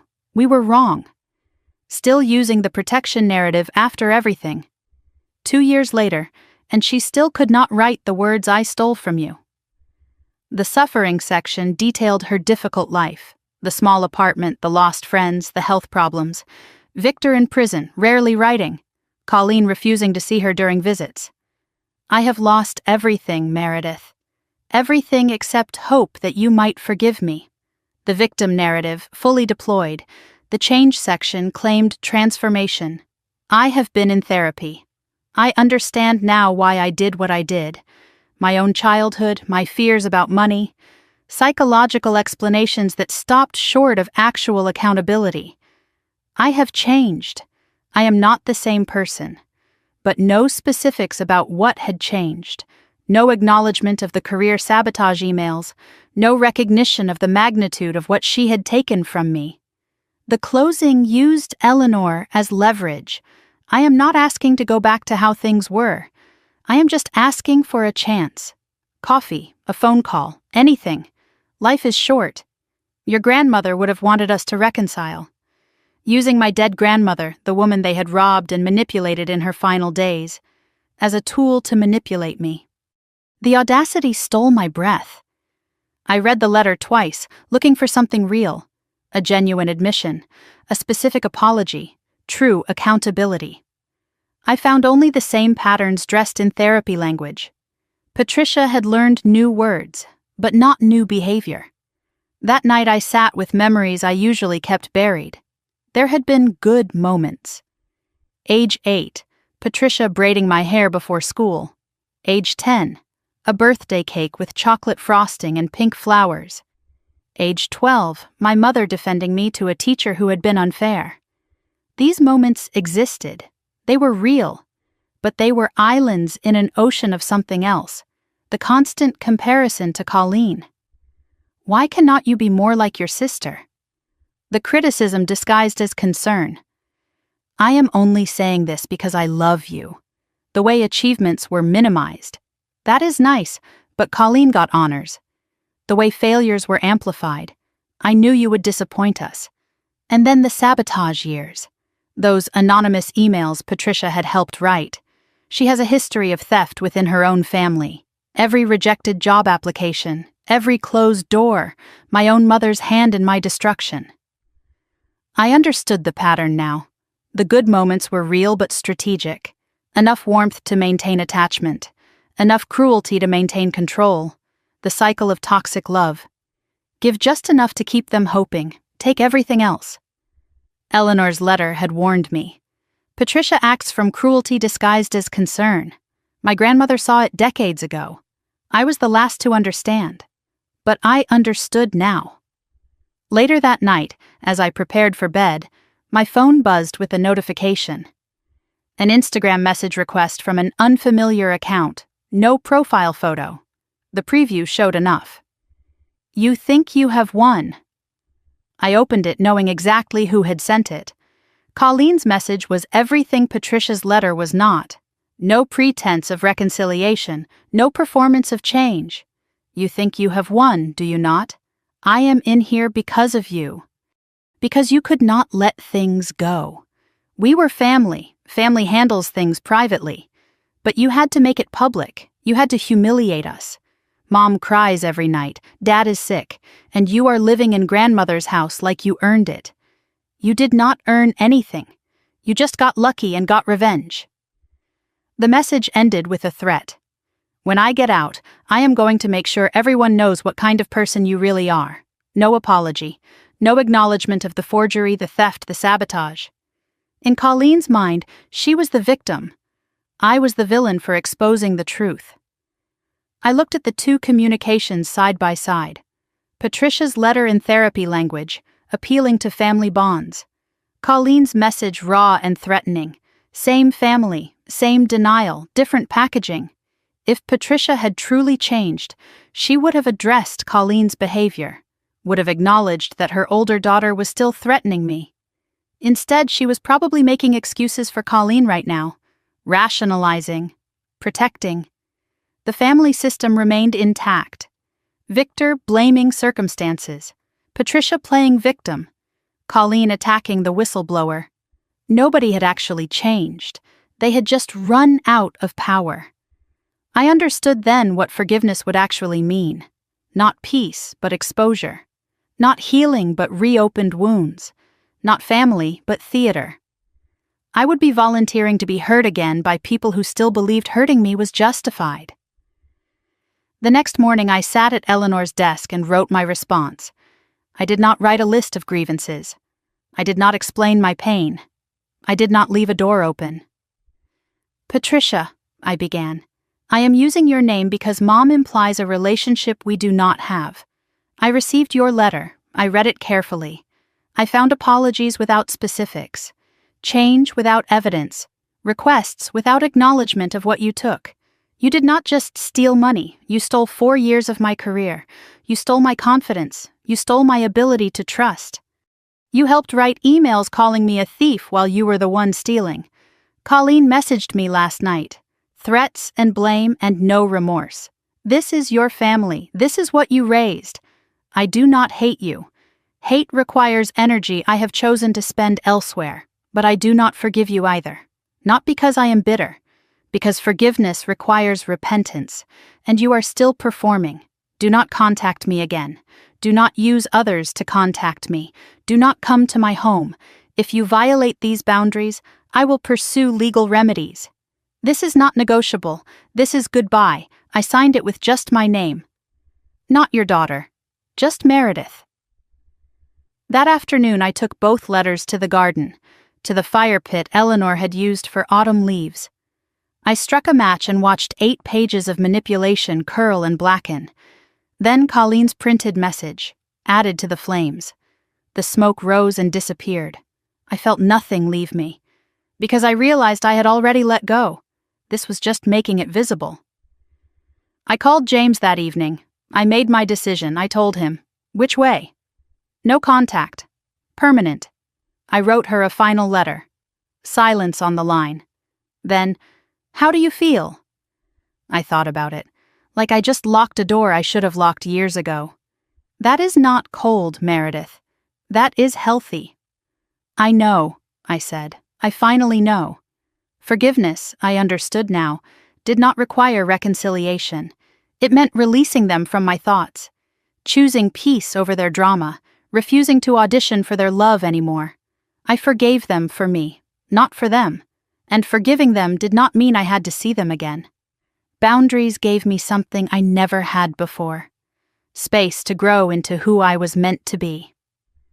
1 year after I burned my mother's letter, 3 years after that Christmas Eve that changed everything, I stood in Eleanor's garden and finally understood what she had been trying to teach me all along. December frost coated the garden. Morning sun broke through the Spanish moss, casting golden light across the restored grounds. The Victory Drive mansion gleamed with new life, fresh paint on the shutters, repaired railings on the wraparound porch, windows that sparkled in the winter light.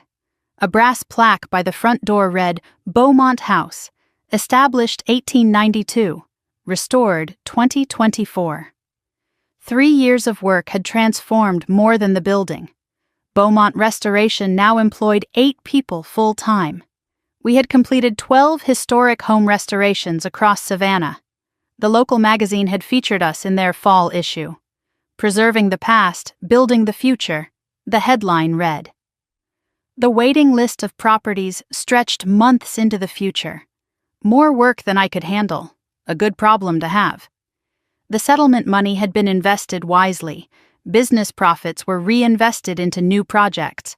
I was not wealthy by Callahan standards, but I was free, genuinely, completely free. Money earned, not stolen, success built, not inherited through theft. I walked through the mansion that morning, touching walls that had witnessed 3 generations of women fighting to survive. Eleanor's study had become my home office, still decorated with her photographs, her books, her presents. The box of letters sat on a shelf, nearly empty now. One envelope remained. I had saved it for today. 3 years to the day since everything changed. The guests began arriving in the late afternoon. Aunt Vivian came first, carrying her famous pecan pie and wearing a smile that had grown easier over the years. She had moved into the carriage house 6 months ago. Too big a house for one old woman, she said of her previous place. Now we shared dinners most nights, 2 survivors healing side by side. Derek arrived with Sophie and his new wife Sarah, a kindergarten teacher he had married in October. Sophie was 10 now, taller and more confident, but still possessing those bright eyes that saw the world with uncomplicated clarity. She ran to me the moment she crossed the threshold. Auntie Meredith, I made you something. A handmade ornament. The mansion rendered in glitter and felt, slightly lopsided, absolutely perfect. 3 years of her ornaments now hung on my Christmas tree, each one a marker of healing. Derek had become the father he always wanted to be once he escaped Colleen's shadow. At his wedding, he had pulled me aside. Thank you, he said. You freed all of us, not just yourself. Sophie had asked me at that wedding if I would ever get married. I had laughed and glanced across the room to where James Whitmore stood watching me with soft eyes. Maybe, sweetheart. When the right moment comes. James arrived early, as he always did now, to help with preparations. He moved through the mansion like he belonged there, because he did. What began as a professional relationship had evolved into friendship, then into something neither of us rushed to name. Our first official date had been 8 months ago. He brought flowers from Eleanor's favorite shop without being told.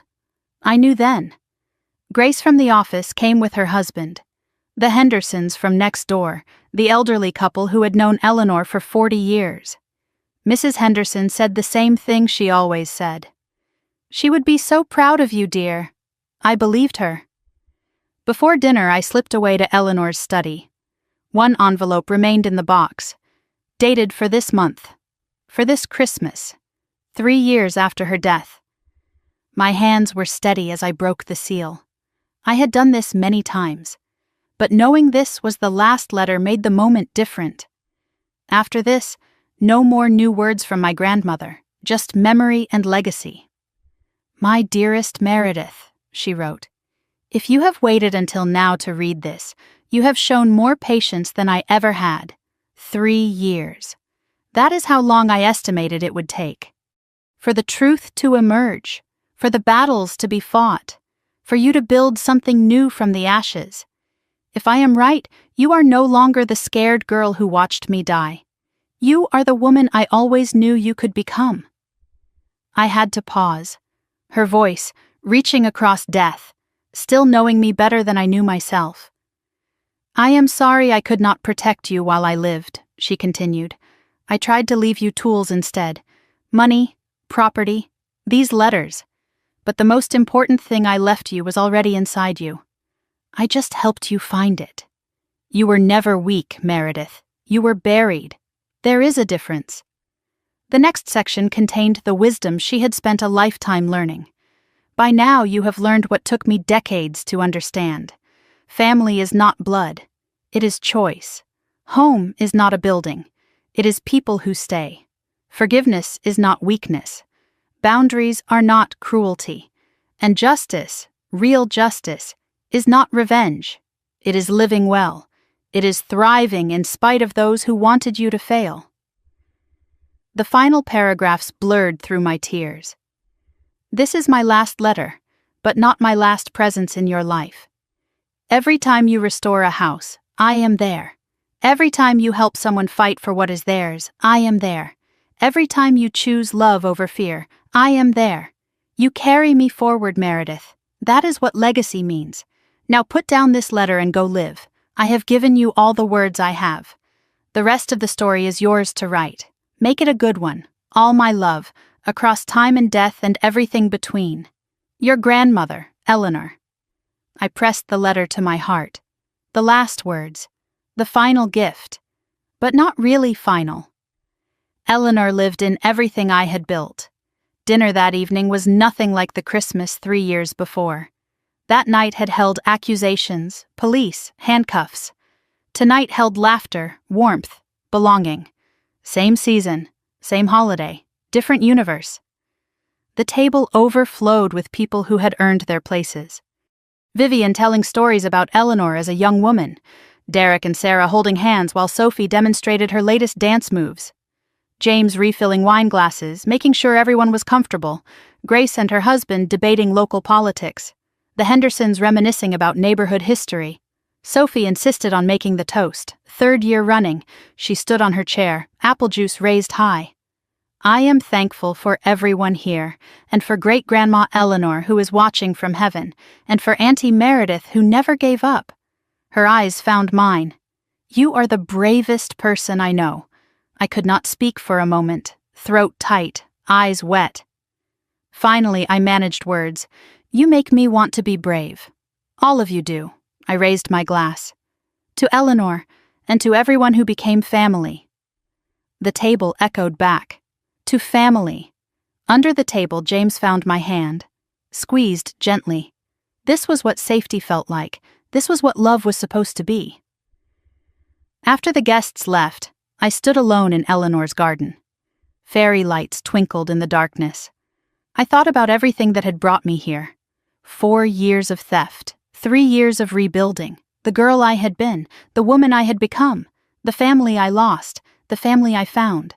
The lessons had crystallized into truths I would carry forever. Blood relation guarantees nothing. Character defines worthiness. Survival is not enough. Thriving is the real victory. Forgiveness does not require reconciliation. Boundaries protect peace. Justice is not revenge. It is refusing to let them win. Family is not who you are born to. It is who shows up and stays. The people who hurt me expected me to break. Instead, I built a life they could never touch. James joined me on the porch. 2 mugs of coffee. Comfortable silence. You okay? Better than okay. He smiled. Eleanor would be proud, I know. I looked at the garden she planted, the house she built, the life she wanted for me. If you are listening to this story, really listening, maybe you recognize something. Maybe you have been accused by the people who should protect you. Maybe you have been stolen from. Money, time, opportunities, dignity. Maybe you are wondering if you are strong enough to fight back. I can tell you from the other side. You are. Not because you are special. Because you are human. And humans survive. We adapt. We rebuild. But we cannot do it alone. I had Eleanor's letters. I had James. I had Vivian and Derek and Sophie. I had strangers on the internet who believed me when no one else did. And now, if you have made it this far, you have me. My story. My proof that it gets better.